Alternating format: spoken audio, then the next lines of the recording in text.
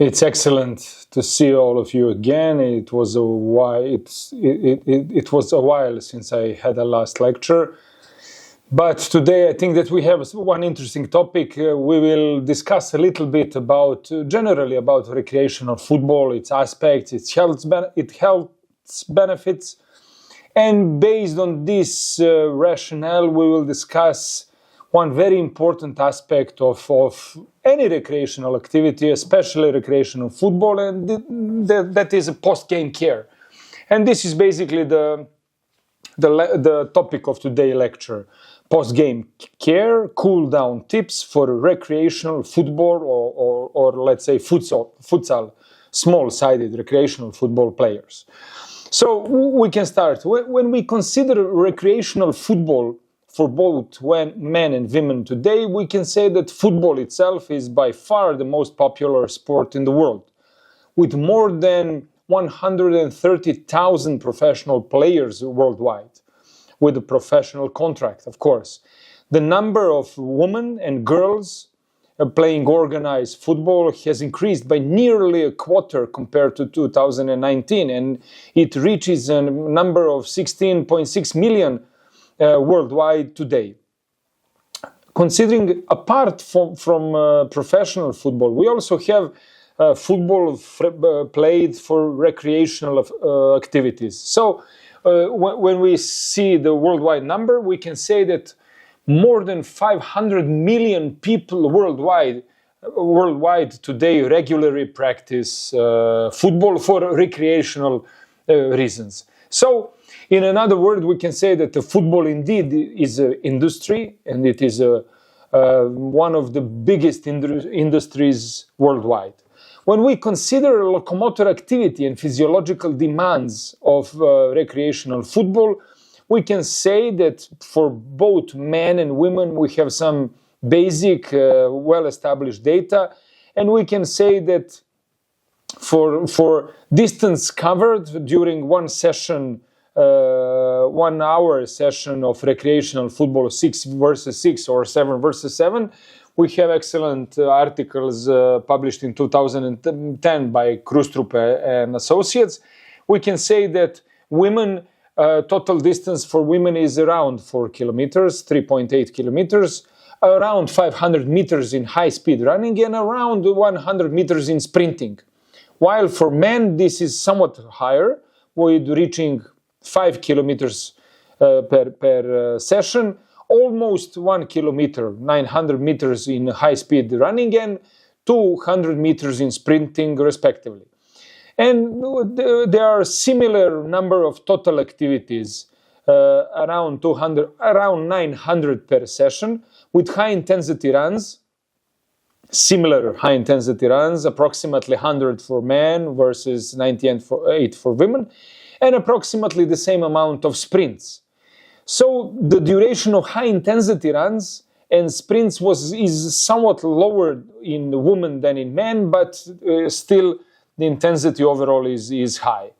Why this is important? Considering physiological responses, heart rate responses, it's very interesting. We can say that woman reaches somewhere around 85% of maximum heart rate is the average heart rate during this 1 hour session, while for men this is maximum amount is reached somewhere around 94 to 99% of maximum heart rate.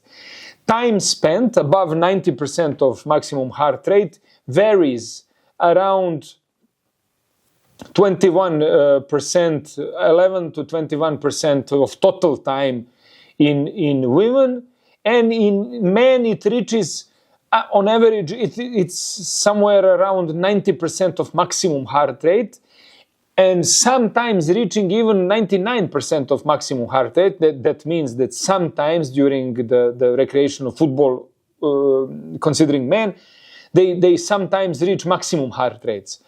And moreover, they spent somewhere around 20 to 40% of total time playing. They spent above 90% of maximum heart rate. So The demands of the recreational footballs are very high, physiological demands are very high, locomotor activities are very intensive, but interestingly, there is excellent article published in 2010 that said that despite this high intensity overall load, both men and women during the football session, their perceived exertion that they felt during this session is much lower than the similar intensity activity, every other activity. So, while playing recreational football, what is the conclusion? You reach the high level of intensity with a low level of perceived exertion effort.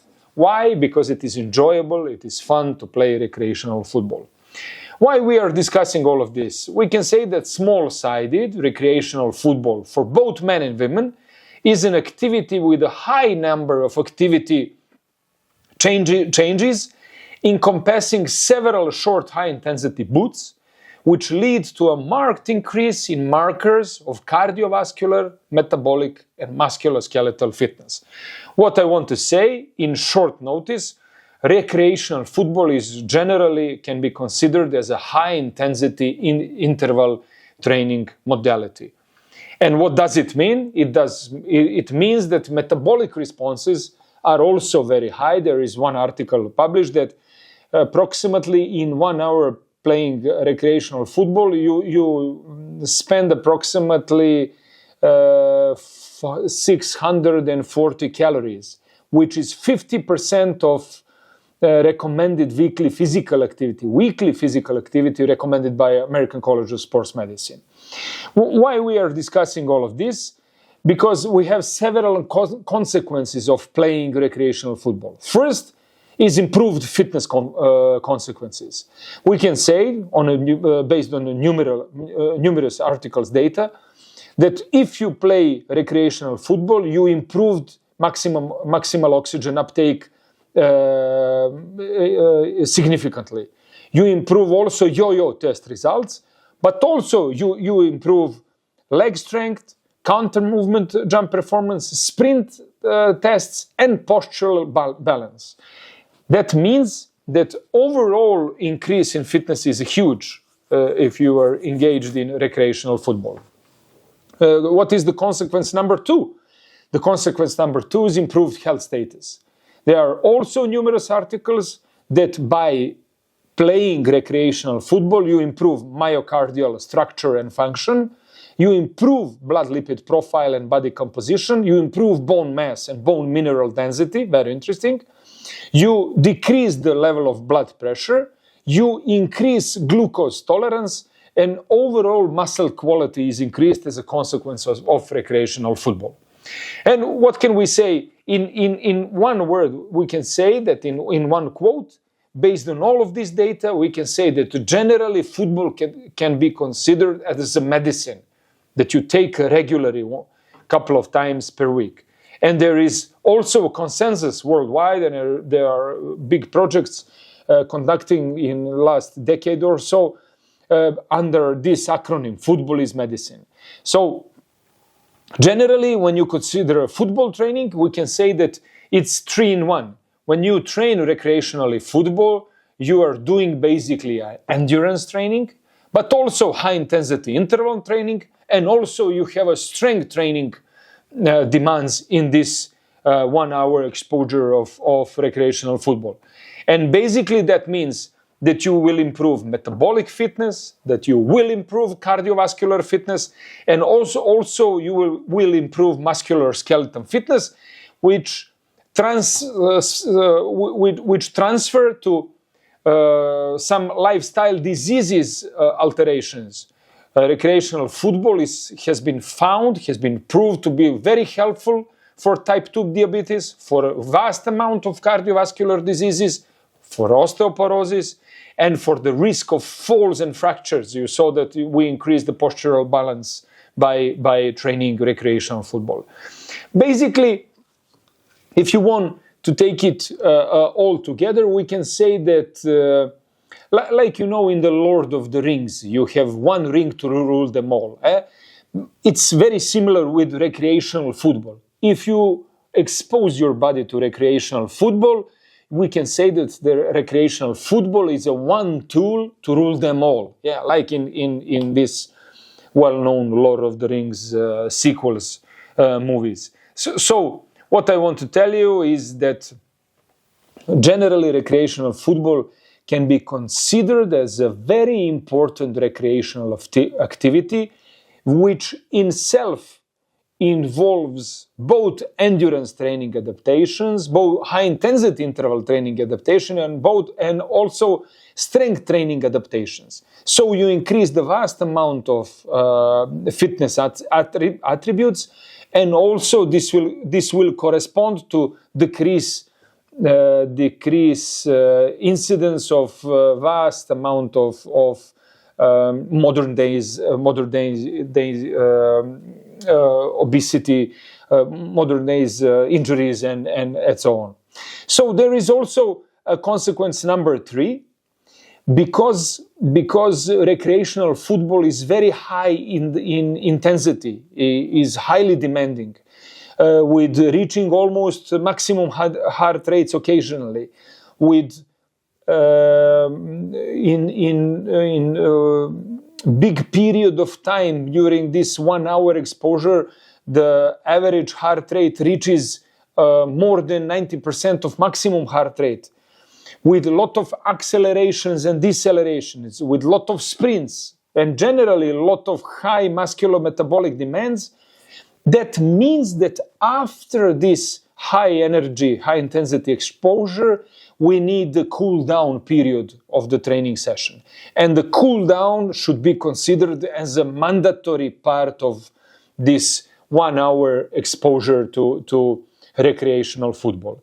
And generally, this is what I wanted to tell you. Basically, that when we look at the recreational football, the prevalence or let's say regular conducting cool down procedure is not a common thing, and it should be a common thing, and it is very important to have a cool down procedure after this high intensity exposure of let's say 1 hour football, recreational football. There are several psychological and physiological effects of cool down.